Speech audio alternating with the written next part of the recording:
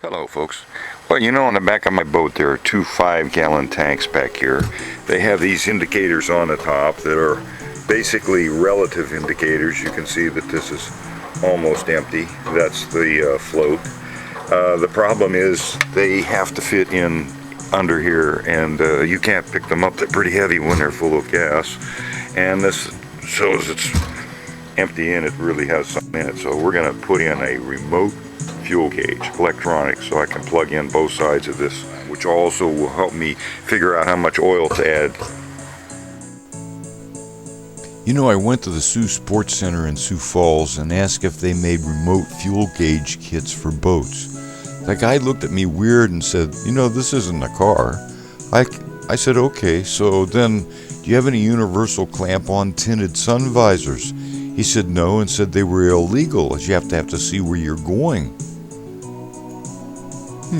I thought those would help when you're looking into the sun on the water and air trying to land a shark.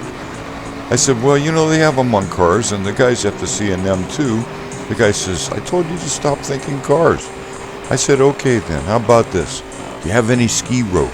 He said no. You know, I don't know about you guys, but when I worked in Newport Beach, I saw amazing boats out there that had all the above and much more, even AM radios. So if what these guys say is true, I'm going to try and make my own. I'm going to simply put a fuel sending unit in my tank and add a gauge to the dash. You know, that's all pretty easy, and you guys with the old 5-gallon tanks like mine surely could do this too. It was a fun and practical project for me. You know, I'm going to point out that the fuel gauge and the sender that I bought do not match as advertised. They're not exactly the right ohmage, causing it to read part of the gauge, not all of it. Getting the right gauge might be next. But since this is just a relative indicator like the mechanical float in the tanks, I decided I can just remark the gauge to know where empty is. That's the most important part, because I don't like to run out of gas, which I've already done twice. And this is going to help me not do that and switch over beforehand. You know, it was a fun challenge that I thought I would show you handy folks looking for a winter project on the old boat. This method works in all size tanks and can also be installed in plastic tanks. These are the parts you're going to need to make your remote fuel gauge. The sending unit, which I ordered from Amazon.com, I've already cut the length right here. This is the top of the tank to the bottom of the tank. After I mount this, I'm going to mount this where the sight glass goes. In order to do that, I have to cut this out. This is a grounding strap. I'm going to have to put the ground in the middle here, which I'm going to do. Alright, and then you can mount this with the mounting kit they came. You would have to drill the hole and mount the round version, but I'm not going to do that. I'm just using a 5-gallon tank. So, and also you want to put a fuse in the line, and you'll need a trailer hitch harness set up for the tank. And optionally, because I'm very disappointed that Amazon sent me this gauge that's supposed to be matched to the sender, I'm using these small pots. You can get any kind, but it's about 15 ohms resistance to get that to at least center, so you have relative indication of how much fuel you have. The reason that the gauge doesn't run up and down all the way is because the advertised resistance on this sending unit is actually off by about 15 ohms. Okay, it's advertised to be 35 ohms to 240. In reality, as you see on my meter here, it's reading right now, the tank would be full in this position, 31 ohms. Okay, that is 4 ohms to 5 ohms less than what it's advertised. Okay, when it's empty, as the gauge goes down, that's all the way down, that says 255. Okay, that's 15 more than the 240 it's rated at. Remove the old sender and the pickup from the tank. There we go.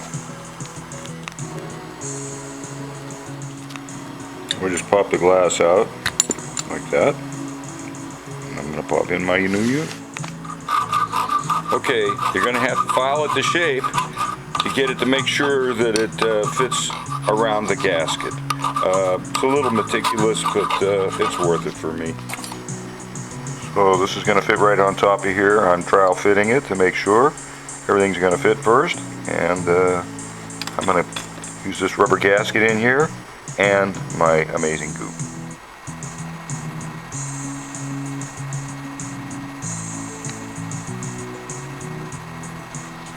Now, set this on top here. Fold that baby in.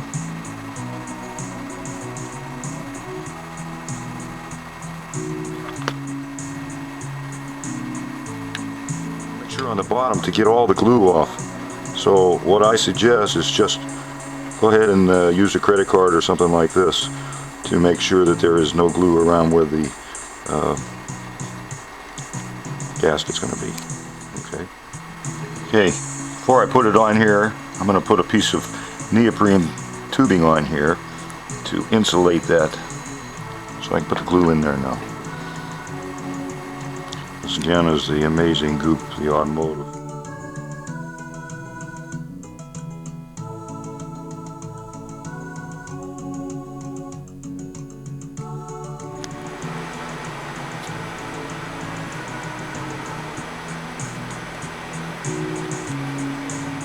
When you're mixing this stuff, you want to have your fingers wet so you have a nice even appearance, and we have to mix it until it's all one color, like a light gray.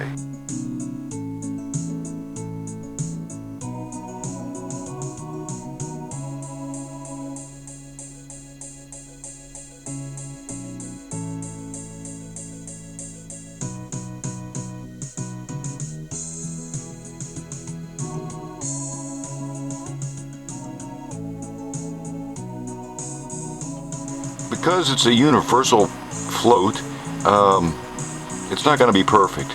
So in this particular case, I found that if I set this pot to 15 ohms, or close to that, or you put in a resistor for 15 ohms,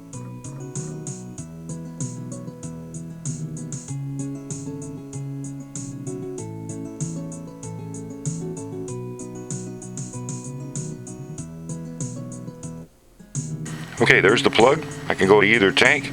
I've run the wires up to the front and placed the gauge up there. Full. Full.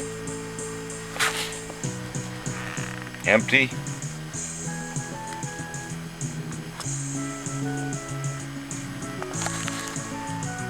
Empty. Okay, here's my adjustment for my calibrating of the gauge, which I'm mounted here, the two sensor wires here, and it's connected up to my antique power pole switch, which I put here. When I flip that up, I get power over here like this for my USB and battery voltage monitor, and that turns on the fuel gauge. I can turn it on whenever I want, and I can calibrate it, and this turns the lights on. That's all I need. I will calibrate that as full and that to empty. I've got about 3/4 of a tank of fuel in here, and I'm going to show you how to go ahead and put this float assembly in. Okay? You want to just drop it in like this. Make sure the float goes up, and then screw this down for a nice fit. Okay, it's plugged in. Here's the moment of truth. Yes, look at that happening.